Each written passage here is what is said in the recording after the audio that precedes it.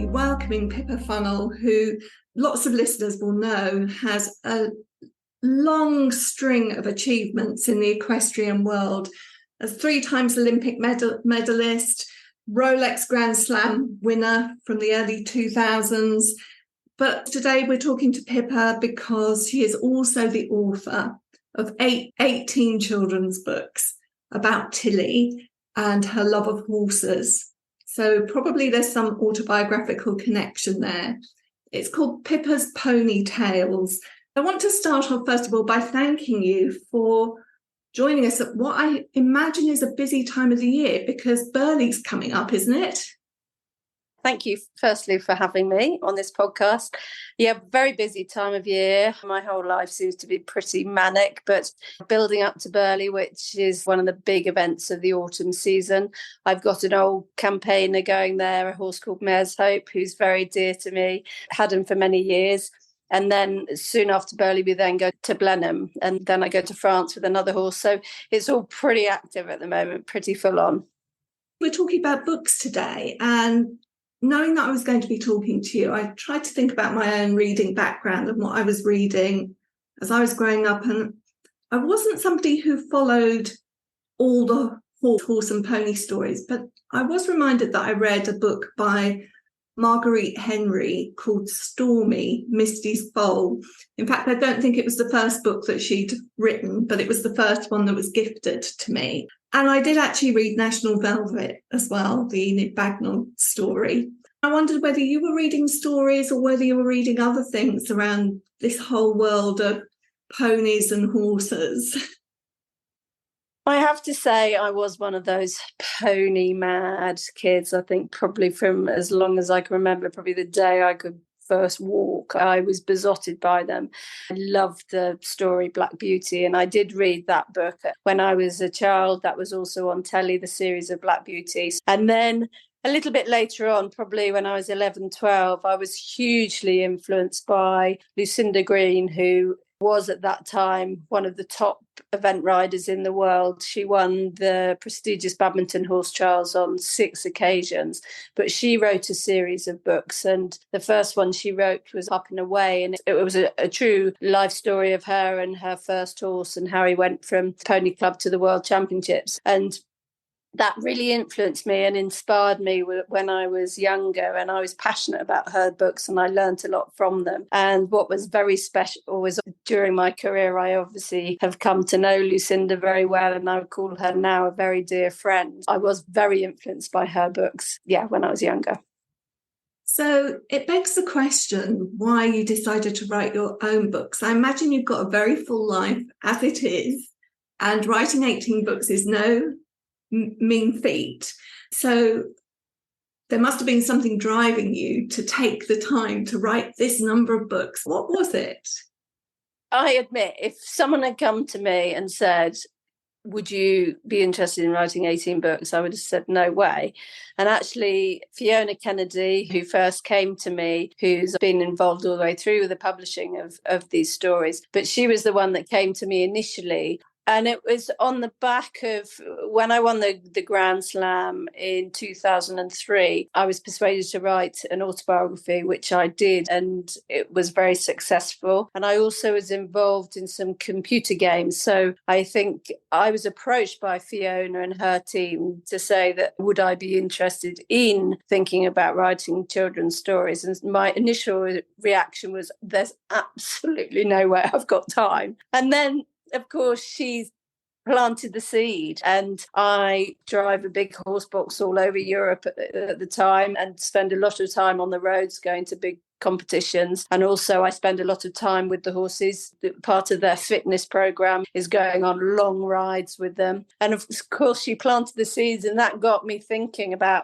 if I did do children's books, I wonder what I would write about and what the story would be. And then I thought, actually, it would be a really good way to maybe educate children and pass on some of what I've learned in a fun sort of way. And that was really what triggered it. And then my imagination's probably bit carried away, and I got back in touch with Fiona. I said, Fiona, funnily enough, I said I wasn't going to do it. I've been thinking quite a lot, and I've got this rather far-fetched story, and I told her, and she went with it. And the lovely thing is actually the story evolved. So it wasn't initially 18 stories. It started with 6, and the more I went on, the more it went down a certain path. So it was easy once I got started. It was just getting started and getting the main characters and the main plot and those ideas in my head. It's interesting because before I came to the books, knowing that I was going to be talking to you, I thought, how can you write 18 books? What's going to be new in each one? And then I gradually realised that so many of the things that you are passionate about, they're just threaded through these stories. Let's talk a little bit, first of all, about the characters, and in particular, Tilly herself. Of course, I'm going to ask the obvious question, whether in any way she's modelled on you. I would probably have to say yes, but it wasn't planned. Angela, who's the main lady at Silvershoe Farm, I was thinking model her. So part of Angela's modelled on me because the way Angela teaches is the way I would teach. And Tilly for sure is that pony mad kid full of dreams. And that was absolutely me. I had these wild dreams that I was going to go to these amazing competitions when I was older. And yes, for me, the dream came true. It was a lot of hard work, but actually I did absolutely stick by following my dreams. So that part was very much me. But no, Tilly, she's not entirely me, but there is bits of me in her and bits of me in Angela. So I would say I would cover both those two characters. And Silvershoe Farm, does that in some way reflect your own stud as well? It's a mixture between here at home, and I obviously wanted to include the World Horse Welfare factor because I'm a patron for World Horse Welfare, which is a charity I'm absolutely passionate about. We have a busy sport horse stud. My husband and I, he has show jumpers, I have event horse. Well, I actually jump as well, but we have our competition horses. So we actually don't take in rescue horses.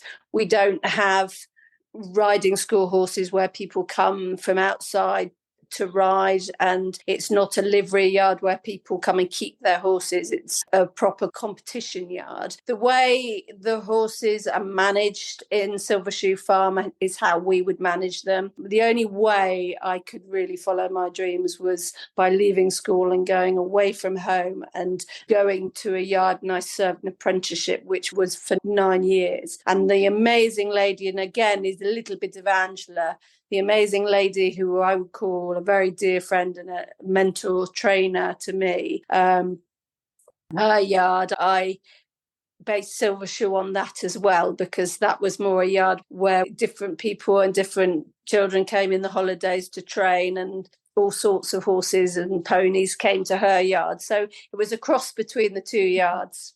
So the first book is Magic Spirit. And this is where you're really setting up the story for us. You're setting up the characters. Tell us a little bit about that story and what were the important things for you in the first book? I've been successful in my career, but what I would say is that I wouldn't have the greatest talent, but what I've always believed in is that empathy and climbing into a horse's mind. And I do feel that horses like me, and I really love them, and it's important that they know that, and I wanted to get that across. So I wanted to get across this way that Tilly, even without having anything to do with horses, she just has a way with them that she can get into their heads and has this calming effect with them, and they are completely relaxed with her, and she just gets it and they get her. So I really wanted to put that across. I had this plaited horsehair bracelet that was a wonderful horse I rode, and very tragically, when he was at home with the owners, he died from colic, and we were all so upset about it. But they took some of his tail and they had it braided into some lovely bracelets. And at the time, there was the little friendship bracelets that people used to have at school, and that gave me the idea of the friendship bracelets. And because it was black and plaited, it gave me the idea of sort of Native American. And then I thought, how do I get that into England? And that's where the adoption side of it came from. And then, funnily enough, the name Tiger Lily, I have a lovely ride where I go hacking on the ride.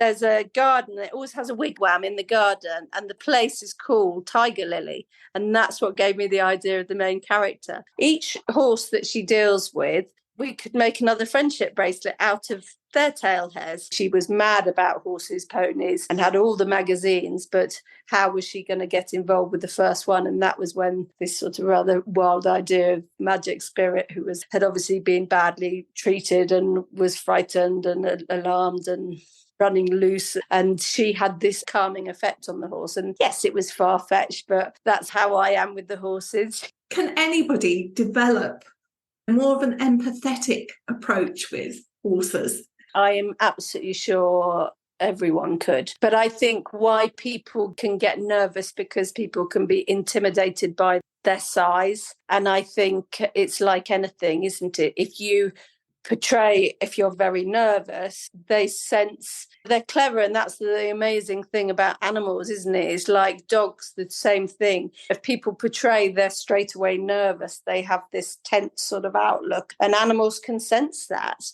How you treat horses is how you want to be treated as a person, if that makes sense. I often use this term: if you want to have a really good friend, you've got to be a good friend. Yeah. And that's the same with the horse. If you treat them well, they're really rewarding, and you've got to be consistent. They've still got to understand the rules. That's important. We have to respect them. They have to respect us. But all that is done not in an aggressive way, not in a forceful way, which is actually the same with children, isn't it? You end up feeling that you're working very much together to get the very best out of each other, I'd say, not even out of the horse, because I think the horses, I would like to say, bring out the best in me, which I guess would be similar in the classroom, isn't it? What you raise here is that these books are obviously going to be read by pony mad enthusiasts, but there's a life lesson here for all of us that can be applied across many different aspects of life. In the second book, Red Admiral, we now have a racehorse. With Red Admiral, the point I was also making is that as much as we don't like it, horses, they're athletes, like human athletes. Horses can pick up injuries in the field. And one of the key things with Red Admiral, he had a bad injury, and it was that sort of whole rehab situation. The injury he had, it took time and a lot of patience to get him back up to that top level again. And again, patience, the importance of the horse's well-being. And again, creating that sort of feeling, the teamwork, and a lot of people helping towards the ultimate goal with the horse. There's lots of tips through the book. They're not tips as such, but they're about very specific things that you do with horse care or learning how to ride. It's not a manual, but you do pick up a lot of that along the way. I do try to put tips in, because I think if they're children that are reading these books that have a pony, or even if they don't have a pony and they go to a riding school, it's being aware, for instance, no matter how good or sensible or kind a horse or pony might be, there are situations you have to still be aware that they're bigger than us. When I say they can be dangerous, what I mean by that is if you've got a young kid, they're brushing up their pony and it's being really lovely, but who's to know something's not going to jump out of a hedge or something that's going to make it suddenly spook. And so you've got to always, however good and sensible any animal is, you still got to be aware that something might set it off, whether that might be a fly bites it on the bottom and suddenly it kicks out at the fly. You happen to be stood in the wrong place and suddenly you're the end of a glancing blow.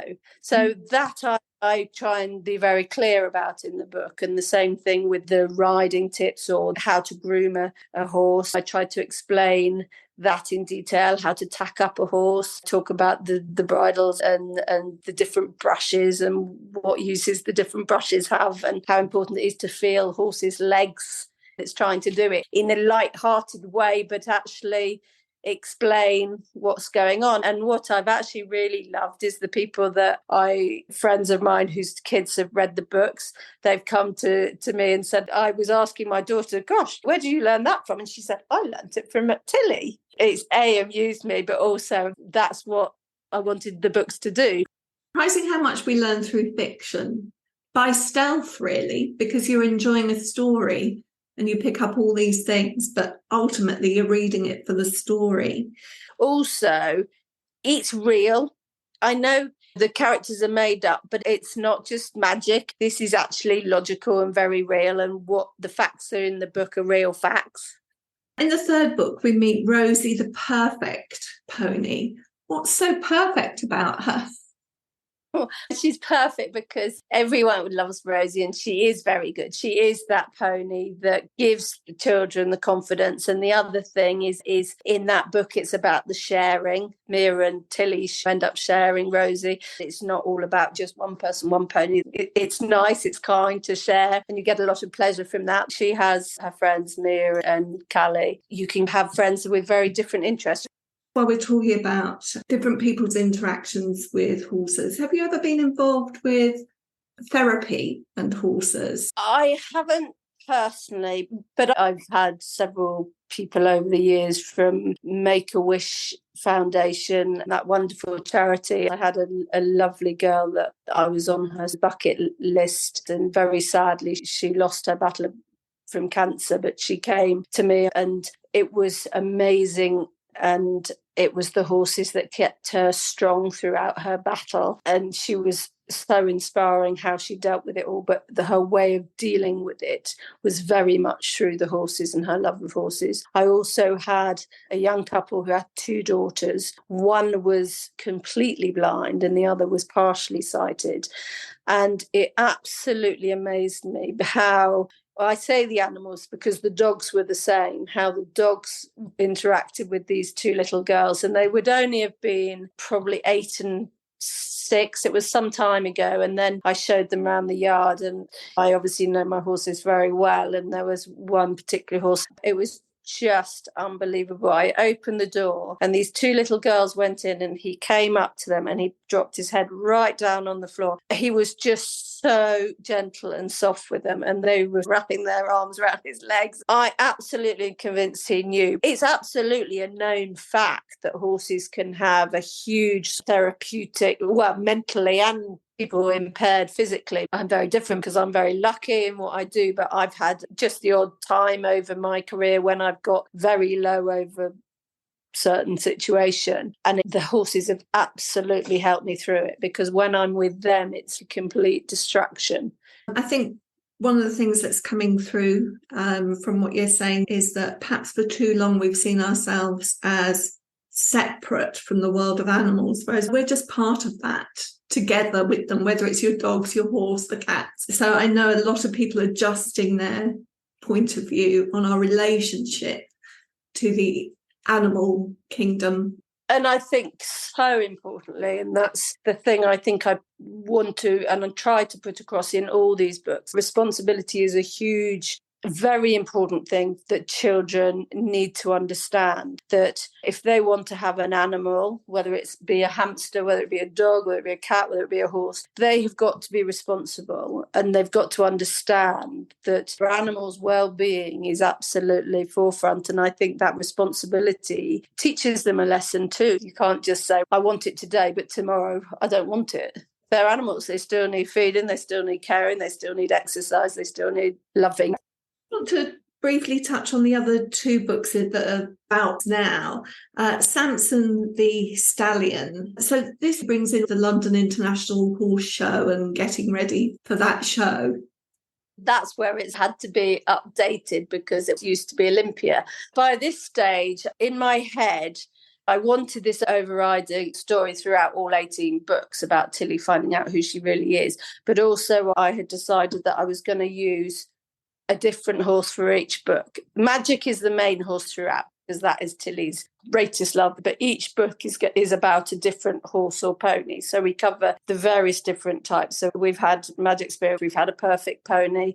And the racehorse, I'd say, is a national hunt that is a racehorse that goes over Chase Spencer's supposed to be a flat racehorse. And then Samson is now the show jumper. Samson is another feisty, very powerful horse until he has this amazing effect on the horse.